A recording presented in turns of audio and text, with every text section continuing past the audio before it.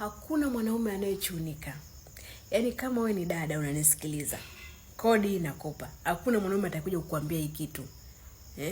Mpaka anakufuata. Ashakuona muda mrefu. Na ukiona anakuonga sana, usifikiri kwamba labda umeweza sana kumnogesha, ila huwa wanaandaa bajeti yao. Anahakikisha huyu mwanamke mpaka anakuja kumuacha, simtaki, nataka nimchezee, nimeshatumia 300,000 tu. Haizidi hata senti. Kwa hiyo sio kudanganya ukasema kwamba nimemchuna. Yaani nimemchuna vile vyake mpaka vimeisha. Havijaisha. Mara nyingi tunakuta wengine hata hela hawana. Ila kashaandaa 300,000 yake kaikopa au kwenye mikopo, anataka aende na wewe mpaka miezi yake aliyopanga iishe ili asitumie gharama kubwa. Kwa hao watu wachuniki, ila tu ni yeye anaamua aandae mpango gani. Wanategeka kwa kipi? Wengine hata hela hawana. Kwa hiyo usijidanganye kwamba umemchuna nimemweza. Mwenzangu hapana.